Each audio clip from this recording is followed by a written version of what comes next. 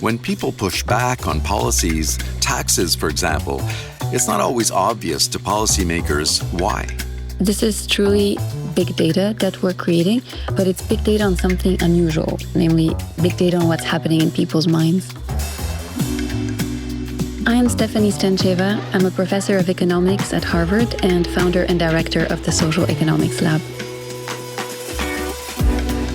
Stantcheva's fascination with not only economics but other disciplines like psychology and sociology has led to an impressive body of research, from studies on how taxation affects innovation to discovering why people turn against things like the carbon tax. And she does it by asking people what they think. What we do with these surveys is to really take a deep dive into people's reasoning, why they reason the way they do, why they hold some views, not others. And so this is actually a way to really rigorously understand the gap between what we actually measure with our headline statistics versus what people actually experience. In this latest installment of our series featuring the exceptional work of women in economics, this year's recipient of the prestigious Clark Medal, known as the Baby Nobel, awarded by the American Economic Association for the most significant contributions to economic thought by an economist under 40. Stefanie Stantcheva sat down with journalist Rhoda Metcalfe to talk about her research.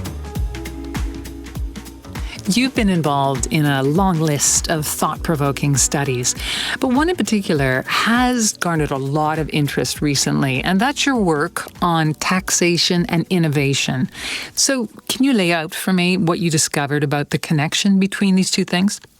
Yes, it's a really important connection, and we often have this idea that innovators or inventors are like mad scientists that don't care about economic rewards or financial incentives.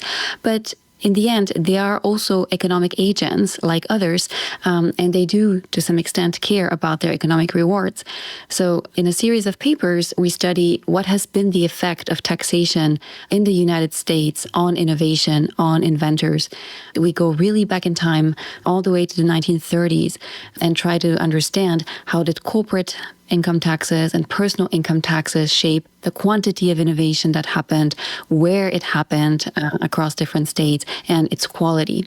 And we find that taxation definitely has a negative effect on innovation, both in terms of the quantity, as measured, for instance, by the number of patents that are produced, but also on their location. So states that had higher personal or especially higher corporate income taxes were states that lost out to lower income states in terms of innovation. Right. So are you saying that if a state wants to have more innovation, like more startups, more cutting-edge business, they need to lower their taxes? It's a little bit more complicated than that because taxation is there for a good reason, right? We need to raise revenues in order to finance important public spending. And what we see in the data is that if a state actually has a lot of amenities, measured, for instance, by the number of other inventors that are already located there, by the research infrastructure, then this has a really dampening effect on the effects of taxes. So it's a countervailing force. Exactly. Take California, for instance, that has relatively high taxes, yet there are so many other people located there doing innovation that inventors want to be there, in a sense, despite the higher taxes. And because of all the amenities, the infrastructure that is there, in part financed by those taxes. It's not just the weather in California that draws everybody? We don't have that in our analysis, but it's not just the weather, I believe. It is all these other amenities that are, in the end, often funded by the tax revenues. So it's a complex balance. Absolutely. And by the way, this is also true internationally. So it is not just across U.S. states historically, but also within major patenting countries, for instance, Western Europe and Canada. There are these migration effects that we see, especially for very qualified inventors, like the superstar inventors, which we see as being highly mobile, actually, and sensitive to taxes. But I think the policy conclusion here is that because taxes are needed for lots of reasons, it is important to think about how can we dampen these effects? How can we dampen the negative economic costs? Right. And the way that revenues are spent is going to be really critical. So revenues that foster, the research infrastructure, innovation infrastructure that make it attractive for people to want to be there are going to have a really beneficial effect that would allow a state or a country to sustain, the higher taxes that it might need for other reasons without losing all its innovative capacity. Right. Interesting. Taxation is really a recurring theme in a lot of your research. What is it about taxation that makes you want to dig down into it? It's a great question because taxes might appear something really, boring, and who likes taxes? Who likes paying taxes, especially? But when you think about taxation, it's something that is so omnipresent in our lives. Whether you notice it, when you have to file your income tax return, you definitely notice it. Yeah. Or whether you don't notice it, for instance, at the cashier when you've paid a sales tax, it's a daily thing for us that affects so many aspects of our lives. And a well-designed tax system can be one that, encourages growth, encourages more equality, provides a lot of great infrastructure and public spending. But a poorly designed tax system can have all these terrible cascading effects and really hamper economic development.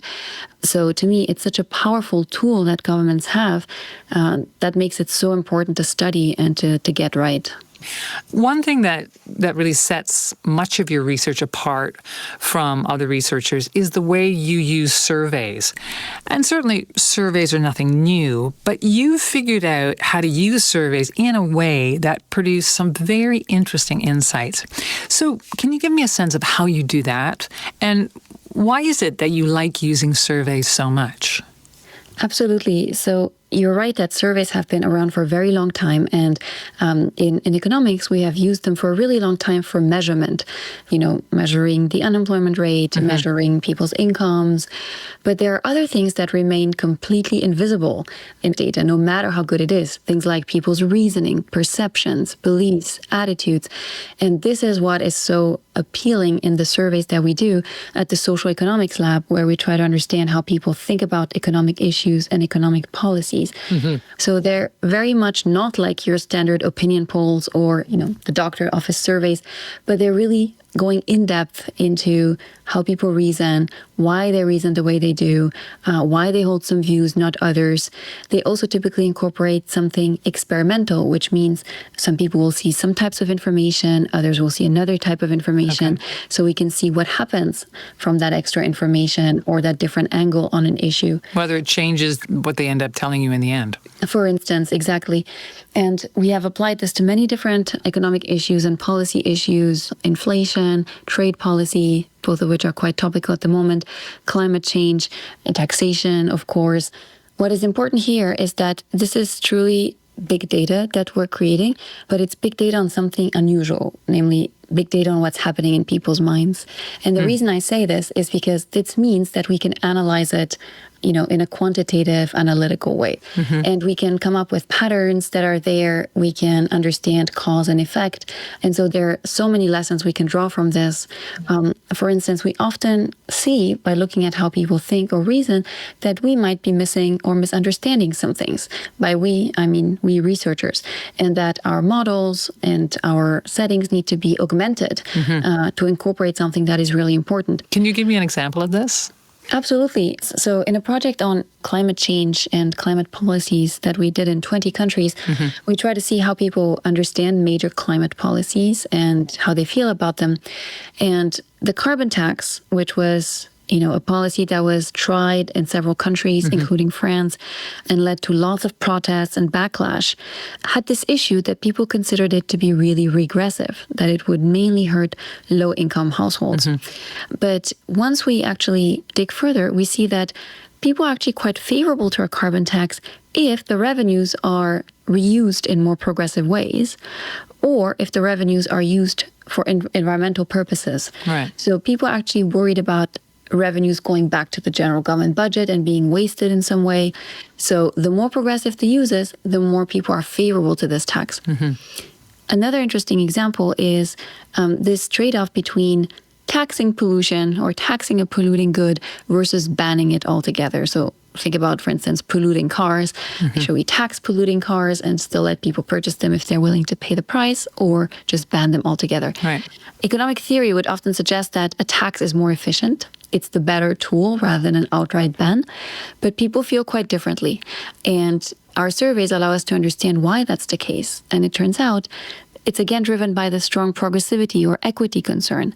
Namely, people find it inequitable or unfair that richer people can simply pay to pollute, right, while others cannot. And so they actually consider an outright ban to be more fair. At least that way, nobody gets to, do that polluting thing or purchase that polluting car. Right. Interesting. How do you get people to participate in these surveys? I mean, a lot of people I know would say, no, thank you to surveys. How do you get all those thousands of people to take part?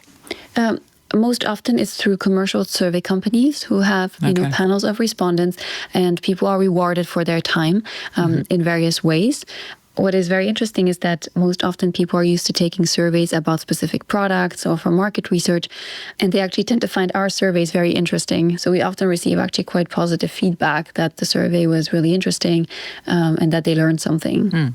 You don't worry at all about that there may be some bias in surveying people who are willing to take money to do a survey versus the rest of the people who don't? We worry about this all the time. Right. So we have a lot of ways to try to, either correct for that or prevent that. First, the rewards can be very different. So not just, for instance, cash rewards, but other types of rewards like hotel points, frequent flyer miles. Oh, yeah. So to already select different groups of people. We can also always check that our surveys are nationally representative or representative of the groups we're targeting, such as age or income, occupation, etc. So you started out as a child in Bulgaria, as I understand, and you've lived in several countries since then. Was there something in that international upbringing that drew you towards economics? Yes, I was actually really exposed to a lot of economic things before knowing what economics was. Right. Starting with my childhood in Bulgaria, I still remember the hyperinflation that happened in the 90s. That was actually very shocking. Prices were changing at a stupendous rate, and everybody was talking about it. There was a currency peg, so people were talking about the exchange rate. These things that as a child I had no idea what they were, but they seemed really, really important. Right. The people around you were talking about, and your parents perhaps were talking about it. Exactly. And later when we moved to France, it was very striking to me, how much inequality there was relative to Bulgaria. I also lived in Eastern Germany, and the contrast to West Germany was so big. It just begged the questions to me, why are things like this? What is driving this? And it's only much later, basically in high school, that I discovered there is a discipline that's called economics that actually deals with exactly these questions. Right. And at that point, once I realized that, it was clear to me that I was going to study economics and be an economist. So there are no other economists in your family then? No, there are no other economists. Right. Are there academics in your family, though? Or is there a leaning in that direction? There are no academics either. Wow. So is your family sort of fascinated by the work you've ended up doing? Well, I talk to them a lot about it, so they know it inside out, and they're incredibly supportive, and they give me some great ideas too. So it's wonderful to have them and talk with them. And what about the social economics lab that you created at Harvard? What was the impetus for that? Labs in general are becoming much more common in economics as we have moved towards more big data work that is very, conducive to this type of lab structure, very much like in other, natural sciences. For me, the social economics lab was really inspired by this wish I had to, after studying taxation for such a long time in public policy, I really wanted to understand, how people think about it and what we can do based on that to improve policy design. Right. And so the notion of social economics comes from this idea that economic agents make a lot of decisions taking into account the social context and social issues, so that these two are really inextricably linked. Yeah, absolutely. And your social economics lab has created some really intriguing studies. One I found particularly interesting was your work on zero-sum thinking. Can you explain what that is? And also, what you've learned about how this kind of thinking plays into policy debates? Yes. So what is zero-sum thinking? It's a belief that if one group or one individual gains, it must come at the expense of another. So it's the belief in a limited amount of good. If you get a larger slice of the pie, this means I must be getting a smaller slice of the pie. Right. And it contrasts with positive-sum thinking, where you believe that some things can just make everyone better off. We can grow the pie. We don't need to be all in such direct competition with each other. Right. And so we set out to study how this mindset, is spread across the US, across different groups, across different generations, different places, and how it shapes our policy views, as well as where it comes from. And a striking pattern that we see is that zero-sum thinking is much more prevalent among younger people in the US.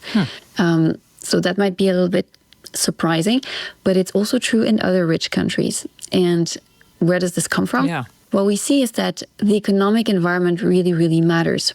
So generations that grew up in times with lower growth and lower mobility, as is the case for younger generations in the US, are much more likely to be zero-sum. Right, to think that there's a very finite amount, and if I get some, then you don't get as much. Exactly. And this is also true in other rich countries where the same pattern holds. Growth used to be higher, mobility used to be higher, and so the younger generations today are more zero-sum. And the pattern is flipped in developing countries or emerging markets where today there is higher growth and higher mobility than, before. So there, the younger generations are less zero-sum than the older ones. But the economic environment also matters at the individual level. So if your own family has experienced upward mobility, then you are less likely to be zero-sum today. So you believe in growth. You believe that the pie is getting ever bigger because your parents got more than your grandparents and you got more than your parents did, that it's ever growing. That's right. So this really fosters this more positive-sum thinking mindset rather than a negative zero-sum thinking one.